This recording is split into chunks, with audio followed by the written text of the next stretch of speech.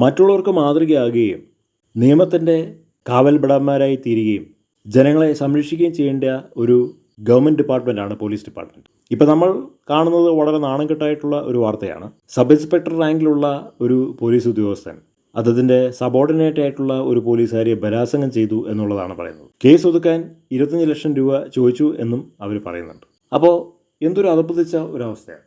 ഒരു സബ് ഇൻസ്പെക്ടറിന് തൻ്റെ വികാരം നിയന്ത്രിക്കാൻ പറ്റാത്ത സാഹചര്യം വന്നപ്പോൾ അതേ ഡിപ്പാർട്ട്മെൻറ്റിലുള്ള ഒരു പോലീസ് ഉദ്യോഗസ്ഥയെ ബലാത്സംഗം ചെയ്തു എന്ന് പറയുമ്പോൾ എന്തൊരു അധപ്പതനമാണ്. ഇന്നത്തെ കാലത്ത് ബലാത്സംഗത്തിൻ്റെ ഒന്നും ആവശ്യമില്ല. ലൈംഗിക തൊഴിലാളികൾ ഒരുപാടുണ്ട്, സെക്സ് സുലഭമായി കിട്ടാനുണ്ട്. അപ്പോൾ പിന്നെ ഇങ്ങനെയൊരു കാര്യം ചെയ്യേണ്ട ആവശ്യം എന്താണ്? ഒരുപക്ഷെ അവരുടെ സബോർഡിനേറ്റ് ആയിട്ടുള്ള ആളെ അവർ നിശബ്ദമാക്കാൻ വേണ്ടിയിട്ട് ചെയ്യുന്നതാണ്.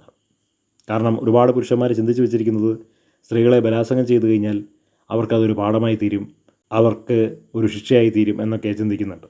മലയാളം സിനിമയിലെ ഒരു നടിയും ഇപ്രകാരം ബലാത്സംഗം ചെയ്യപ്പെട്ടതാണല്ലോ. അപ്പോൾ അതുകൊണ്ടൊന്നും ഒരാളെ നമുക്ക് തോൽപ്പിക്കാൻ കഴിയില്ല.